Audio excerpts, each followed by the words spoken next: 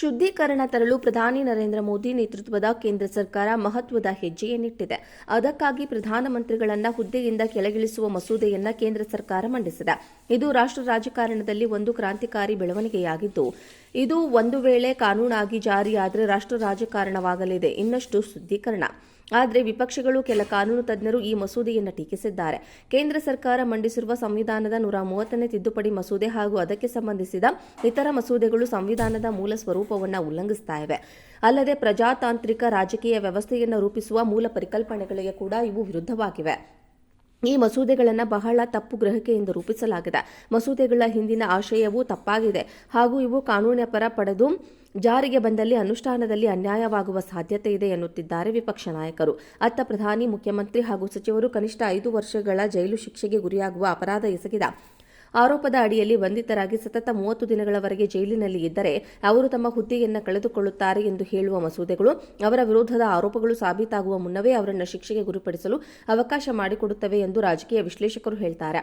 ಸದ್ಯ ಮಸೂದೆಗಳನ್ನು ಈಗ ಸಂಸತ್ತಿನ ಜಂಟಿ ಸಮಿತಿಯ ಪರಾಮರ್ಶೆಗೆ ರವಾನಿಸಲಾಗಿದೆ. ಮಸೂದೆಗಳನ್ನು ಆದಷ್ಟು ಬೇಗ ಕಾನೂನಿನ ರೂಪದಲ್ಲಿ ಜಾರಿಗೆ ತರುವ ಉದ್ದೇಶದಿಂದ ಸಂಸತ್ತಿನ ಮುಂದಿನ ಅಧಿವೇಶನಕ್ಕೆ ಮೊದಲು ಮಸೂದೆಯ ಶುದ್ಧೀಕರಣ ತರಲು ಪ್ರಧಾನಿ ನರೇಂದ್ರ ಮೋದಿ ನೇತೃತ್ವದ ಕೇಂದ್ರ ಸರ್ಕಾರ ಮಹತ್ವದ ಹೆಜ್ಜೆಯನ್ನಿಟ್ಟಿದೆ. ಅದಕ್ಕಾಗಿ ಪ್ರಧಾನಮಂತ್ರಿಗಳನ್ನ ಹುದ್ದೆಯಿಂದ ಕೆಳಗಿಳಿಸುವ ಮಸೂದೆಯನ್ನ ಕೇಂದ್ರ ಸರ್ಕಾರ ಮಂಡಿಸಿದೆ. ಇದು ರಾಷ್ಟ್ರ ರಾಜಕಾರಣದಲ್ಲಿ ಒಂದು ಕ್ರಾಂತಿಕಾರಿ ಬೆಳವಣಿಗೆಯಾಗಿದ್ದು, ಇದು ಒಂದು ವೇಳೆ ಕಾನೂನಾಗಿ ಜಾರಿಯಾದರೆ ರಾಷ್ಟ್ರ ರಾಜಕಾರಣವಾಗಲಿದೆ ಇನ್ನಷ್ಟು ಶುದ್ಧೀಕರಣ. ಆದರೆ ವಿಪಕ್ಷಗಳು, ಕೆಲ ಕಾನೂನು ತಜ್ಞರು ಈ ಮಸೂದೆಯನ್ನು ಟೀಕಿಸಿದ್ದಾರೆ. ಕೇಂದ್ರ ಸರ್ಕಾರ ಮಂಡಿಸಿರುವ ಸಂವಿಧಾನದ 130ನೇ ತಿದ್ದುಪಡಿ ಮಸೂದೆ ಹಾಗೂ ಅದಕ್ಕೆ ಸಂಬಂಧಿಸಿದ ಇತರ ಮಸೂದೆಗಳು ಸಂವಿಧಾನದ ಮೂಲ ಸ್ವರೂಪವನ್ನು ಉಲ್ಲಂಘಿಸ್ತಾ ಇವೆ. ಅಲ್ಲದೆ ಪ್ರಜಾತಾಂತ್ರಿಕ ರಾಜಕೀಯ ವ್ಯವಸ್ಥೆಯನ್ನು ರೂಪಿಸುವ ಮೂಲ ಪರಿಕಲ್ಪನೆಗಳಿಗೆ ಕೂಡ ಇವು ವಿರುದ್ಧವಾಗಿವೆ. ಈ ಮಸೂದೆಗಳನ್ನು ಬಹಳ ತಪ್ಪು ಗ್ರಹಿಕೆಯಿಂದ ರೂಪಿಸಲಾಗಿದೆ. ಮಸೂದೆಗಳ ಹಿಂದಿನ ಆಶಯವೂ ತಪ್ಪಾಗಿದೆ ಹಾಗೂ ಇವು ಕಾನೂನಿನ ಪಡೆದು ಜಾರಿಗೆ ಬಂದಲ್ಲಿ ಅನುಷ್ಠಾನದಲ್ಲಿ ಅನ್ಯಾಯವಾಗುವ ಸಾಧ್ಯತೆ ಇದೆ ಎನ್ನುತ್ತಿದ್ದಾರೆ ವಿಪಕ್ಷ ನಾಯಕರು.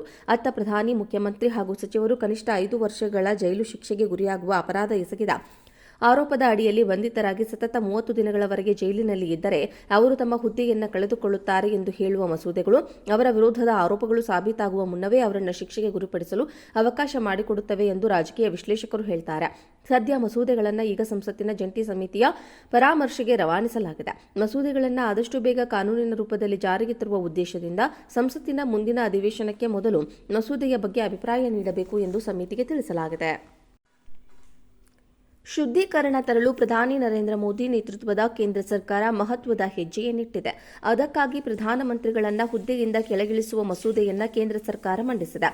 ಇದು ರಾಷ್ಟ್ರ ರಾಜಕಾರಣದಲ್ಲಿ ಒಂದು ಕ್ರಾಂತಿಕಾರಿ ಬೆಳವಣಿಗೆಯಾಗಿದ್ದು, ಇದು ಒಂದು ವೇಳೆ ಕಾನೂನಾಗಿ ಜಾರಿಯಾದರೆ ರಾಷ್ಟ್ರ ರಾಜಕಾರಣವಾಗಲಿದೆ ಇನ್ನಷ್ಟು ಶುದ್ಧೀಕರಣ. ಆದರೆ ವಿಪಕ್ಷಗಳು, ಕೆಲ ಕಾನೂನು ತಜ್ಞರು ಈ ಮಸೂದೆಯನ್ನು ಟೀಕಿಸಿದ್ದಾರೆ.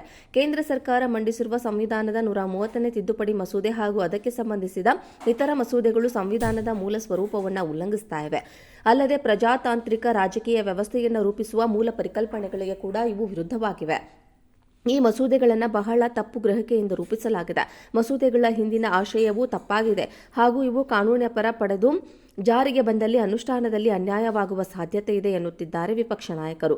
ಅತ್ತ ಪ್ರಧಾನಿ, ಮುಖ್ಯಮಂತ್ರಿ ಹಾಗೂ ಸಚಿವರು ಕನಿಷ್ಠ 5 ವರ್ಷಗಳ ಜೈಲು ಶಿಕ್ಷೆಗೆ ಗುರಿಯಾಗುವ ಅಪರಾಧ ಎಸಗಿದ ಆರೋಪದ ಅಡಿಯಲ್ಲಿ ಬಂಧಿತರಾಗಿ ಸತತ 30 ದಿನಗಳವರೆಗೆ ಜೈಲಿನಲ್ಲಿ ಇದ್ದರೆ ಅವರು ತಮ್ಮ ಹುದ್ದೆಯನ್ನು ಕಳೆದುಕೊಳ್ಳುತ್ತಾರೆ ಎಂದು ಹೇಳುವ ಮಸೂದೆಗಳು ಅವರ ವಿರೋಧದ ಆರೋಪಗಳು ಸಾಬೀತಾಗುವ ಮುನ್ನವೇ ಅವರನ್ನು ಶಿಕ್ಷೆಗೆ ಗುರಿಪಡಿಸಲು ಅವಕಾಶ ಮಾಡಿಕೊಡುತ್ತವೆ ಎಂದು ರಾಜಕೀಯ ವಿಶ್ಲೇಷಕರು ಹೇಳ್ತಾರೆ. ಸದ್ಯ ಮಸೂದೆಗಳನ್ನು ಈಗ ಸಂಸತ್ತಿನ ಜಂಟಿ ಸಮಿತಿಯ ಪರಾಮರ್ಶೆಗೆ ರವಾನಿಸಲಾಗಿದೆ. ಮಸೂದೆಗಳನ್ನು ಆದಷ್ಟು ಬೇಗ ಕಾನೂನಿನ ರೂಪದಲ್ಲಿ ಜಾರಿಗೆ ತರುವ ಉದ್ದೇಶದಿಂದ ಸಂಸತ್ತಿನ ಮುಂದಿನ ಅಧಿವೇಶನಕ್ಕೆ ಮೊದಲು ಮಸೂದೆಯ ಬಗ್ಗೆ ಅಭಿಪ್ರಾಯ